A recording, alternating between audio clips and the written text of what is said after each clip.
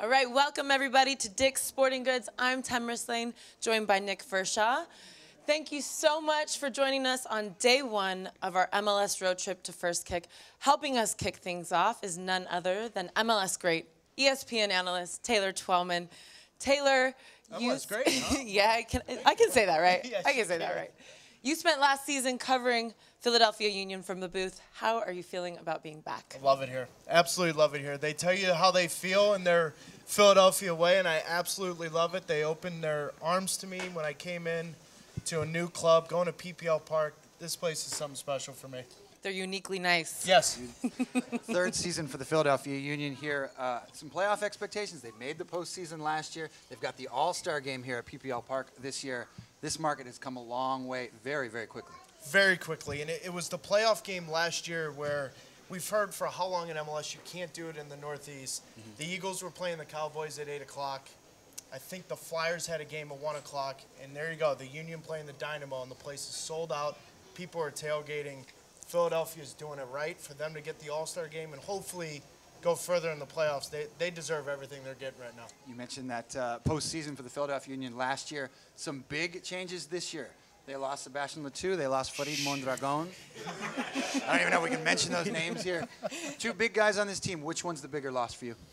I don't know if it's a bigger loss. We'll know at the end of the season. I think there's question marks, obviously, with Sebastian Letou, but I think when fans start to understand the economics and business of sports, if a player's going into his last year of the contract, you got to make a decision.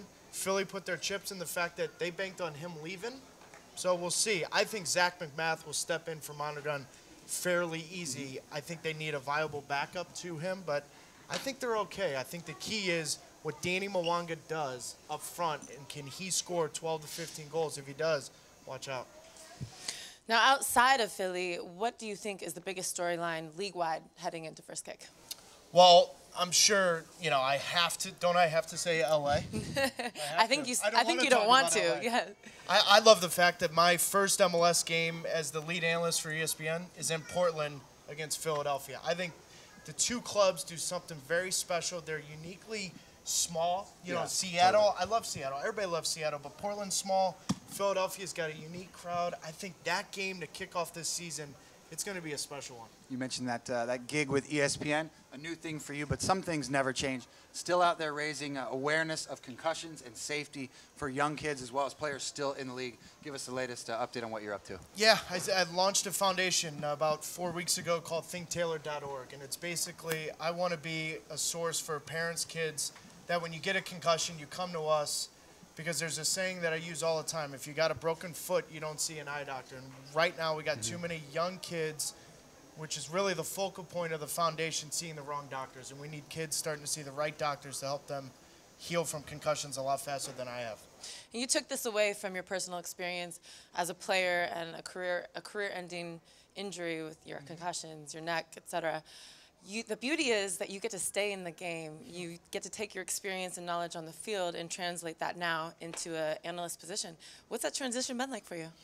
Well, I was the Bull Durham when I was playing, Temryss. So I was the one that was like, oh, yeah, let the chips fall where they may. I used every stupid quote you could use as a player. Because I never wanted anyone to get. Now the microphone's in front of me, and I'm like, wait, I can be myself. Yeah. The one thing, and you said it, something that won't change is my attitude. I love MLS. I love the game. The fact that I have a microphone in front of me, that's not going to change. I want fans to think they're sitting at a bar with me and we're watching the game together. And obviously, fans are going to disagree with what I say, but at least it's going to open up good contact and good discussions on Twitter. I'm really enjoying it. I can say that after interviewing Taylor when you were a player, whatever came to his mind, he did say it. He's taken that very well to ESPN. So put on your analyst hat for a second here. You're off to Italy on Sunday for the U.S.-Italy, February 29th, a big friendly match for Jurgen Klinsmann and his crew. What are the U.S.'s chances going up against Italy? I don't really care because it's my 8th birthday because I was born on leap year. So that's right. I don't even know if I'm going to go to the game. I think what's interesting to see is we don't often get to see Landon Donovan and Clint Dempsey in the same friendly game. And I think that speaks to the volumes of how important this game is for the European-based players. I'm excited. You see Jeff Cameron get into the mix. You see Michael Parker's come in.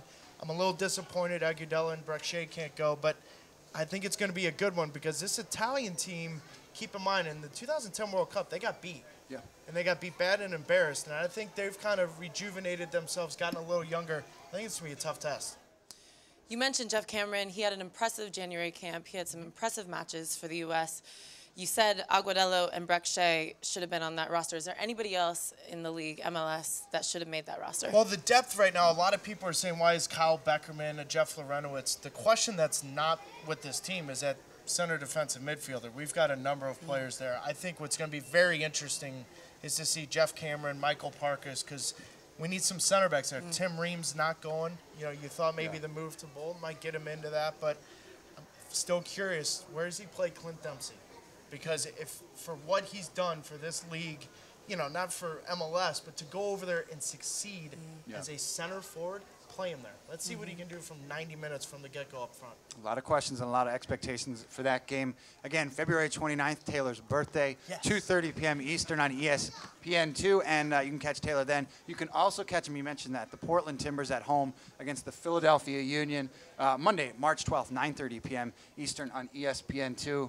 Looking forward to the 2012 season, yeah? It's going to be awesome. Taylor, thank you so much, and thanks to all of you for coming out to our day one of MLS First Kick, brought to you by Dick's Sporting Goods and Adidas.